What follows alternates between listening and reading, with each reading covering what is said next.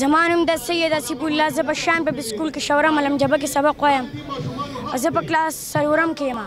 نن موږ ځکه دا احتجاج کړی دی چې په 2018 کې د محمود خان ټولو مشرانو زموږ سره دا واده وکړی دی ای اف کسانو سره، سټوډنټانو سره، چې تاسو له موږ دا تعلیم په تاسو موږ حاصلو او زموږ پلاران چې دي هغه مزدوري کوي. نن موږ ځکه راوتي یو چې تاسو موږ سره کومه واده وکړه هغه واده زموږ پوره کوي. اوس د هغې نه هغه وعدې نه دوی بیا وتښتېده او زموږ استادانو ته تنخوا نه میلاوي کړي.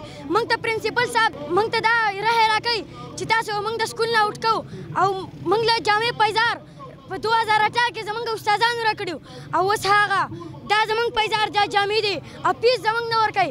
زموږ پرنسپل صاحب موږ ته وایي چې تاسو موږ د سکول نه خارجوو. نو وزیر اعلی عمران خانه، وزیر اعظمه، ایم این اے ډاکټر حیدرعلي خانه، تا چې کومې وعدې کړې وې هغه وعدې نه پوره کړه. موږ خو نن ځکه راوتلي وو هغه ملمجبې نه موږ دلته رالو په سرو غرمو کې دلته ولاړ یو. تا خو په چاړه نه خوږېږي خو دا وعده پوره کړه. موږ ځکه راغلي یو چې که موږ تعلیم ونه کړو موږ بغیر تعلیم نه موږ غیر محرومه شو.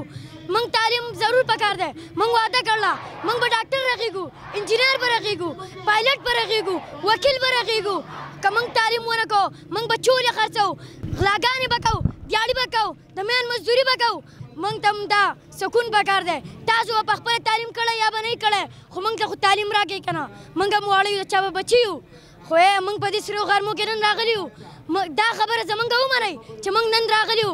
دا خبره ومنئ او که دا خبره ومنله آینده به نه اوټ وینئ هېڅ به مو وینئ. خو دا تاسو وینئ ټول سټوډنټان راغلي دي، مشران راغلي دي، بوډاګان راغلي دي، ځوانان راغلي دي، په سپین ږیرې راغلي دي. د هغو خبره ومنئ او د هر یو بچی هر یو لوی تعلیم کوي خو څه لپاره کوي؟ د خپلې نوکرۍ لپاره کوي، خپل مور او پلار د عزت لپاره کوي. دا عزت پکار دی.